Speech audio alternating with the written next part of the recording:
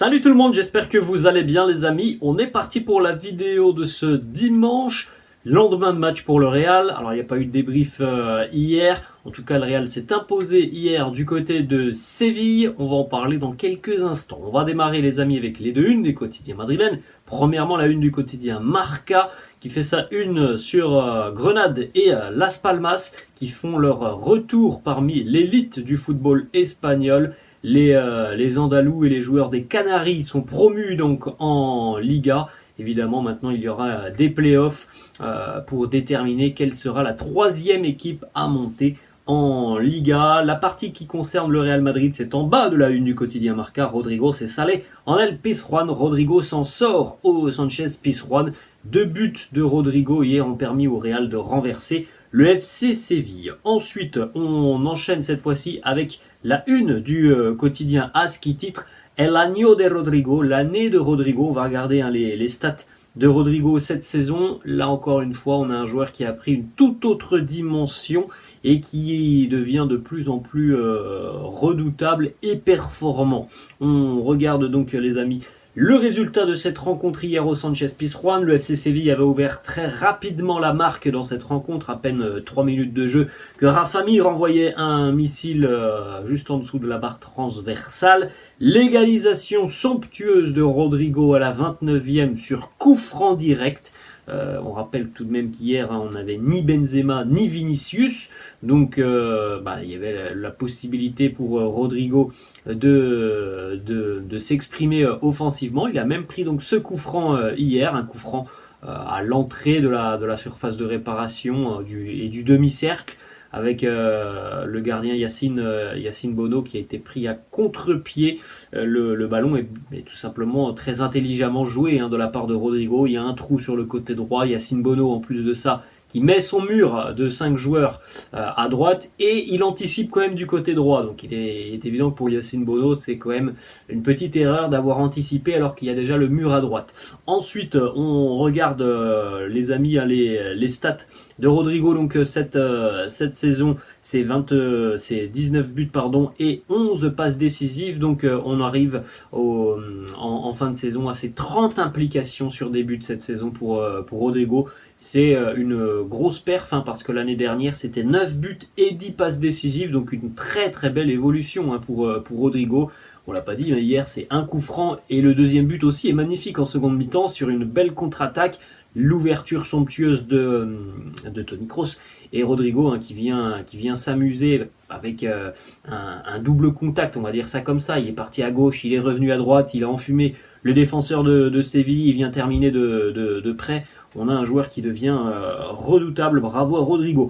Les statistiques des milieux de terrain hier, Kroos et Modric, avec encore une fois une efficacité optimale sur cette rencontre. 149 ballons touchés par le milieu de terrain allemand, 124 passes réussies sur les 133, un pourcentage de passes réussies de 93%, 6 sur 8 en ce qui concerne les longs ballons. Pour Luka Modric, c'est 89 ballons touchés, 77 sur 81 en ce qui concerne les passes réussies, 95% de passes réussies, 9 sur 9 en ce qui concerne les longs ballons. Pour Aurélien Tchouaméni, c'est 91,9% de passes réussies, 5 duels gagnés, 4 dégagements, 2 interceptions et 2 tacles. Un très gros match. Hier, des milieux de terrain merengues. Alors, ça n'a pas été un match fou. Hier, le Real n'a pas eu 50 occasions. En tout cas, les merengues ont été très efficace sur cette rencontre hier du côté du Sánchez Pizjuán. On poursuit avec une autre information puisque hier le FC Séville a terminé cette rencontre à 10 contre 11 après l'expulsion de l'Argentin Acuña. Vous voyez là en bas l'image de l'expulsion de Acuña. Alors un tacle avec le pied au niveau de la cheville de Dani Ceballos. Ronald Acuña a tout de même trouvé le moyen de venir protester pendant près de 2 minutes auprès de l'arbitre de cette rencontre.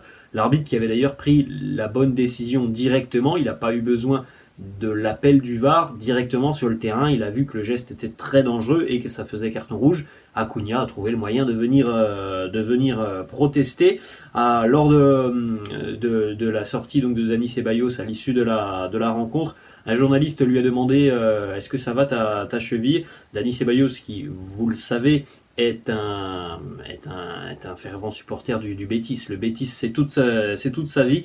Il a répondu, donc voilà, ils arrivent à trouver le moyen de se plaindre de Miranda, qui a fait un peu le même geste la semaine passée lors du derby de Séville, du côté de Ronald Acuna. On s'est plaint auprès de l'arbitre hier, et à l'issue de la rencontre, il a aussi trouvé le moyen pour aller poster donc une photo sur son compte Instagram, une photo de lui avec ce message: il est difficile de jouer contre 12 joueurs. Donc je suppose que Ronald Acuna a revu les images après la rencontre, il a dû les revoir, mais pour lui, non, il n'y avait pas faute visiblement. Donc voilà, c'est évidemment de la mauvaise foi, parce que c'est un geste très dangereux hier.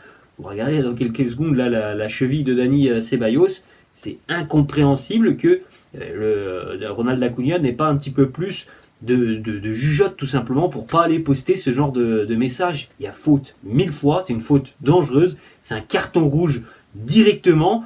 Je ne comprends pas comment il a pu aller tenter de discuter auprès de l'arbitre. Voilà la cheville de Dani Ceballos, donc tacle assez haut au niveau de la cheville de la malléole, avec une plaie ouverte. Voilà, c'est un geste encore une fois inconscient de la part de Ronald Acuna. On poursuit les amis avec des déclarations autour de cette rencontre. Premièrement, Rodrigo, qui a été remplacé en seconde mi-temps après son doublé. Rodrigo, il était un petit peu frustré, un petit peu énervé, parce qu'il aurait souhaité terminer la rencontre et pourquoi pas inscrire un triplé. Il nous dit: ouais, j'étais un petit peu énervé en sortant du match parce que je voulais marquer ce triplé.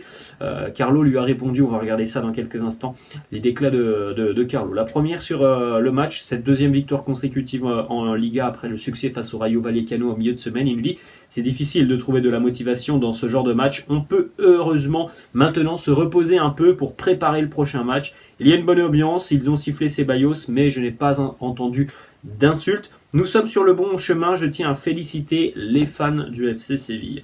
Qu'a dit Rodrigo à sa sortie? Il nous dit, il voulait rester sur le terrain pour essayer de marquer un triplé. Je lui ai dit que nous n'avions pas le même objectif. Toi tu veux marquer, mais moi je ne veux pas encaisser de but. Comment voyez-vous les performances d'Alvaro Rodriguez? Il nous dit, c'est un jeune joueur avec de la qualité.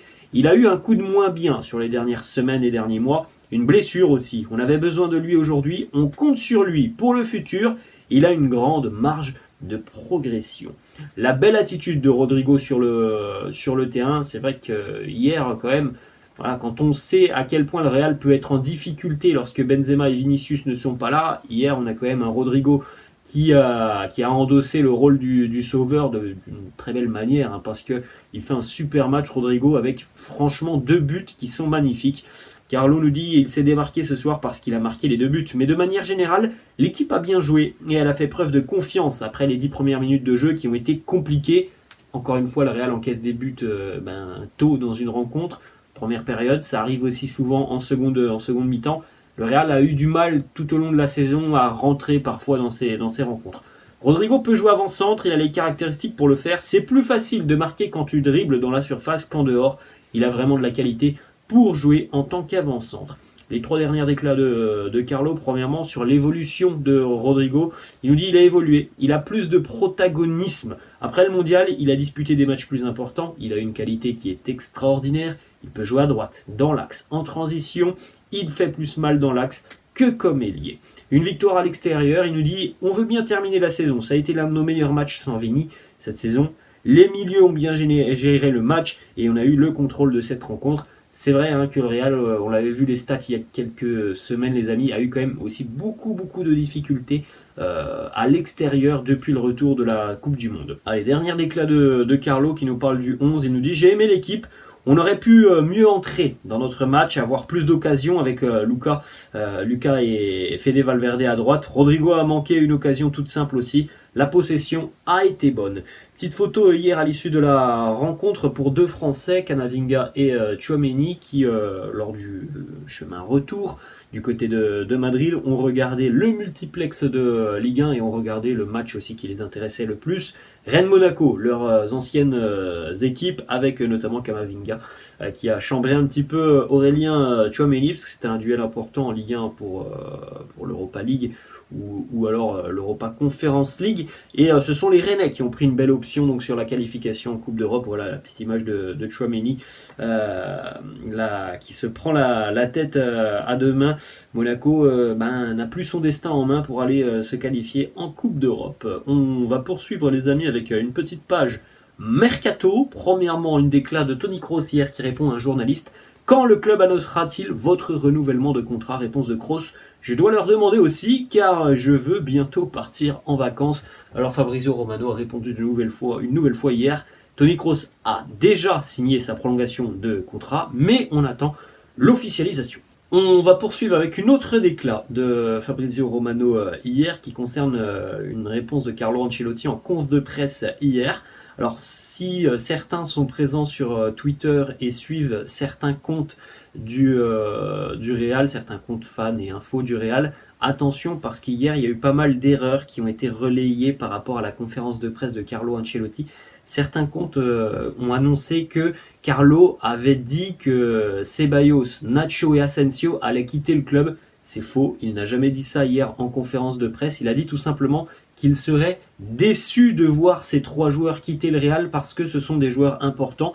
En tout cas, Carlo a annoncé qu'on en saurait plus d'ici à la fin de semaine prochaine. Avant la dernière journée de Liga, on allait savoir si, notamment ces trois joueurs, Ceballos, Asensio et Nacho, allaient continuer ou quitter le club. Voilà la déclat hier de Carlo par rapport à la question d'un journaliste. Est-ce qu'Asensio va quitter le club?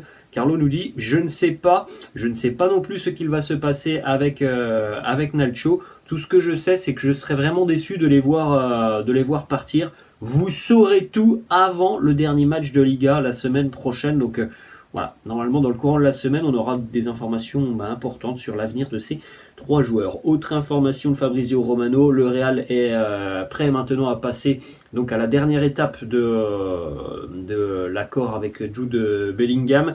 Le Real discute avec le Borussia Dortmund autour de 100 millions d'euros et on parle bel et bien d'un contrat de 6 ans qui emmènerait le joueur jusqu'en 2026.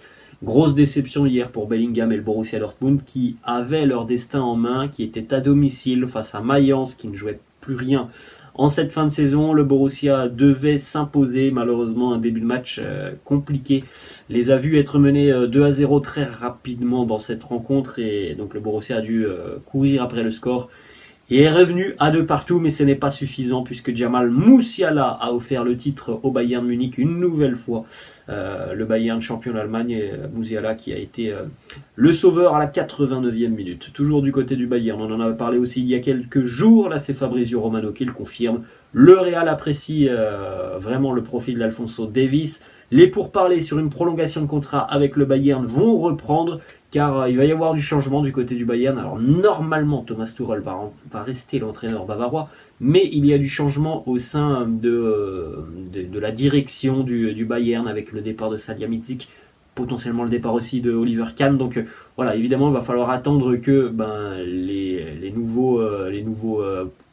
nouveaux directeurs en gros arrivent pour reprendre les dossiers en main. Donc voilà, on ne peut pas trop savoir et écrire à l'heure actuelle l'avenir de Alphonso Davies. Ensuite, une information du quotidien AS qui confirme que Carlo Ancelotti souhaite recruter un attaquant expérimenté cet été, un attaquant capable de concurrer Karim Benzema. Harry Kane est l'option préférée du coach italien pour le poste de numéro 9. Après, certains médias annoncent aussi que du côté du Real, on a toujours l'idée aussi d'aller sur Haaland en 2024. Donc, si tu vas sur Haaland en 2024, je ne suis pas sûr que tu ailles sur Kane cet été. On termine. 2 petites informations les amis. Premièrement, hier du côté de Flamengo au Brésil, on a eu pas mal de belles images. On a vu par exemple le club brésilien arborer un petit message en soutien à Vinicius sur son maillot, Todos comme Vini. Et puis aussi au niveau du stade, on a eu un gros tifo de soutien envers Vinicius. C'était encore une fois une belle preuve d'amour hein, du monde du football, de son ancien club pour le coup, mais on a vu tout le monde du football en général cette semaine se mobiliser pour Vini. On termine, petite information aussi qui concerne la Castilla de Raoul, qui termine donc cette saison troisième de son championnat. Ils vont donc jouer les playoffs pour pourquoi pas monter en seconde division. On en termine donc avec cette vidéo les amis, j'espère que ça vous a plu. N'hésitez pas comme d'habitude à lâcher un petit pouce bleu, n'hésitez pas non plus à vous abonner à la chaîne, je vous laisse et je vous dis à la prochaine. Ciao.